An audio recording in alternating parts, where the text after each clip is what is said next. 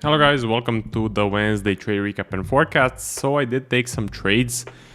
On the Euro US dollar I haven't taken any, but this is the first pair we're doing. Let's go through the opportunities that I was seeing. This one, there was a reversal, descending into the lower liquidity area. The break was not enough. Okay, I wanted a bigger break here. Then we had a flag right here. Here was the flag formation. I saw a clear momentum shift in this red candle, strong momentum shift, so again did not fit my plan, and it did end up being a loss later on. So those were the opportunities on EU. Current price action, let's go over that as well.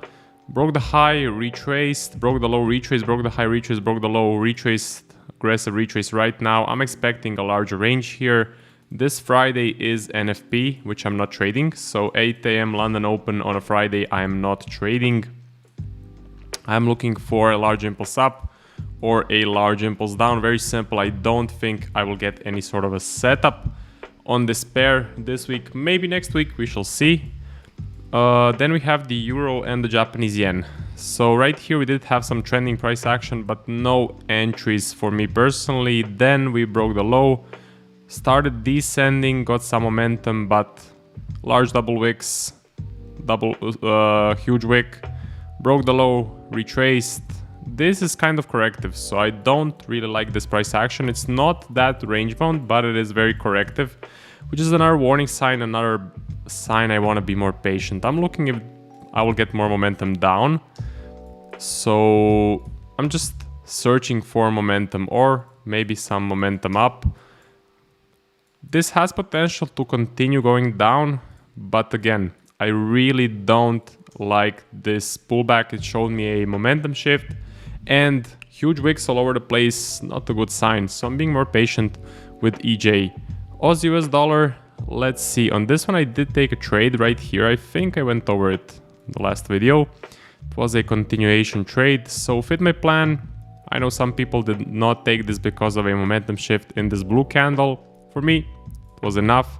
Ended up being a 1% loss, but I was happy to risk it on that one. Then we descended, ascended. Did I have my order on here? I did not. We were kind of ascending. So this was not enough momentum for me to be interested. It was starting to reverse from a descending, but I wanted to see bigger momentum in the legs. Was there any other opportunity? Broke the high, retraced, kind of messy price action corrective. Then we descended here. Maybe here some people were looking for a reversal trade. Me personally, I was not. I mean, this candle has a large wick to the upside, large wick to the downside. Usually these types of candles tend to give us a larger range. Me as a trend trader, I want to avoid being stuck in a range, so I avoided this one as well. It would have been a loss, so good that I followed my plan. Overall, we are descending, but it is kind of corrective. Also on the bottom, we got a breakup of structure, so yeah, I'm seeing a bit of a descending, so I'm expecting for the price to go to the upside. But again, we're breaking the lows, breaking the highs, breaking the lows, breaking the highs, just erratic, volatile price action. I'm being more patient here. I'm looking if we get some nice momentum out of this descending, then I would look for the price to reverse to the upside and get in on a potential uptrend. Or if we get a large impulse down, I will of course look to sell. Do I expect any setups tomorrow? Maybe, but again, I'm not trading Fridays. We will see what will happen. Usually before NFP, my markets kind of quiet down because everyone waits for the news. But that doesn't mean we cannot get a setup. Anything can happen in the markets. So let me just see if this high is 8384. So this is all part of one trend. Yeah, only thing I would look for here is a nice push up and then to get in on a buy. AJ, I did take a trade here, so let's see it. It was right here and it was a continuation trade. Also, there was a setup right here. You could have either taken the combo trade or the flag. So here we formed the flag, Prior price action was good. We were trending up. I was seeing an uptrend. But again, triple wicks on the top on a Monday, not enough for me. Definitely a large warning sign with the triple wicks, so I was willing to be more patient for this particular setup, but I did take this continuation right here. It was nice, I liked it. I saw clear momentum here, strong legs, strong big red candles, one candle pullback, we continue, strong break, clean close, so almost no wick. Only warning sign is the double wicks. The large double wicks definitely show a slowdown, but for me I was willing to tolerate it because the break was strong. So in my back testing I would have taken this setup, and I know these setups do work on a larger scale, so I need to let the probabilities play out and I need to just keep following the plan. So yeah, took a loss here. And what did the price do then? I think it went, yeah, continued to go down, triple wicks, retrace. Kind of also some erratic price action. I really don't like this.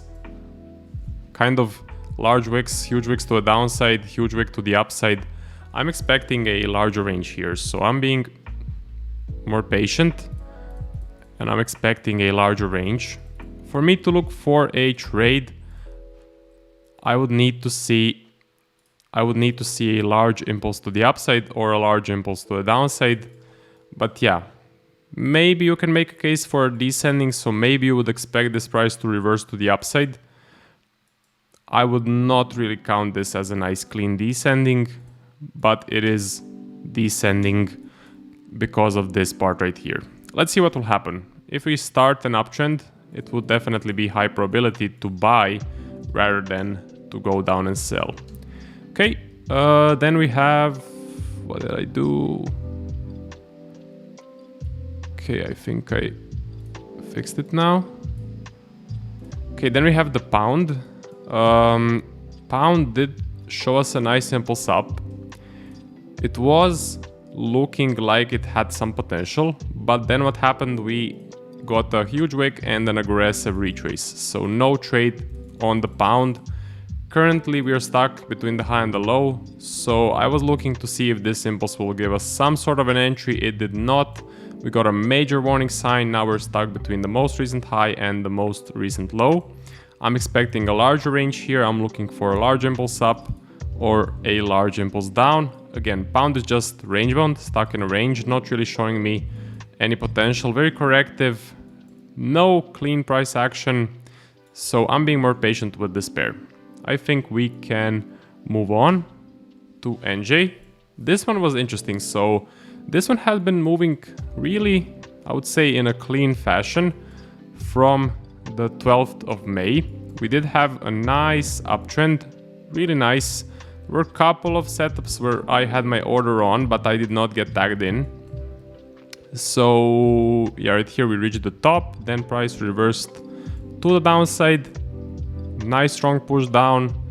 I did not take a sell here because the entry was too far away and it would have kind of showed me a momentum shift.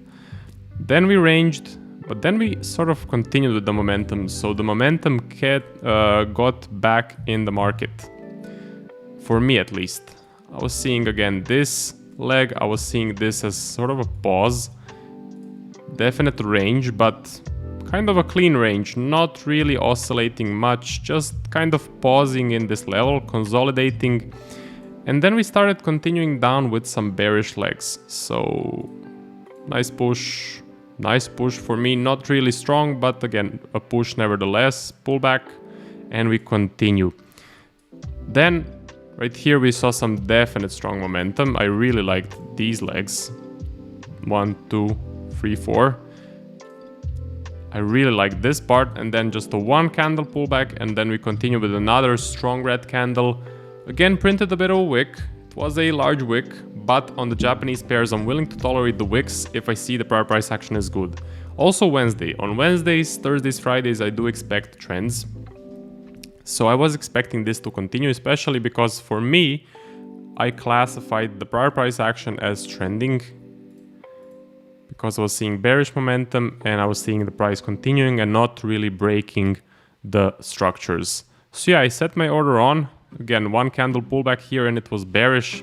Everything for me was perfect except the large wick, which I was willing to tolerate because again, it was Wednesday and because this break was really strong and really big. So what happened next? Price did tag me in and tagged me out for a 1% loss right here as well. So took 3 losses, I think. But that's okay, it's part of the game. I mean, all of these trades were high probability and fit my plan. Definitely, I was seeing some strong momentum in all of them. You just have these periods of good luck and bad luck. Looks like this is the period of bad luck and we need to let the probabilities play out. Again, my win rate is really low, so this is to be expected. I mean, that's kind of what you sign up for when you trade the 1 hour chart, and when you have a low win rate, you can expect long drawdown periods. But if I take enough of these trades, in the long run, the payoff will be very high, the risk to reward is very high. So yeah, I will make a percentage in the end. That's about it. So what is on my watch list? To recap, EU is not, EJ, not really. AU, okay, if this kicks into momentum, if this shows me nice bullish pressure, I would look for some setups. AJ, no, not really. Pound, especially not the pound. The pound looks like crap. NJ, no. NJ looks range bound, so we broke the low retrace, broke the high retrace. We're just kind of ranging around. I'm expecting something like this to happen. So yeah, I'm being more patient with NJ. That's it for this video. See you guys. I don't think I will see you guys on Friday because it's NFP, but see you guys next week and good luck with your trading. Keep following the plan. If you're in drawdown as me, stick through it. Always the worst time to change your plan is in drawdown. So you need to get back into profits and then you can maybe think about adjusting your plan and switching something up. But when you're in drawdown, just keep taking those trades, keep following the plan because you have your plan for a reason and you have developed it on a nice enough, on a long enough sample size, so the winners will come. And again, after long drawdowns, you can expect the good periods to come. Okay, that's it for this video. See you guys in the next one.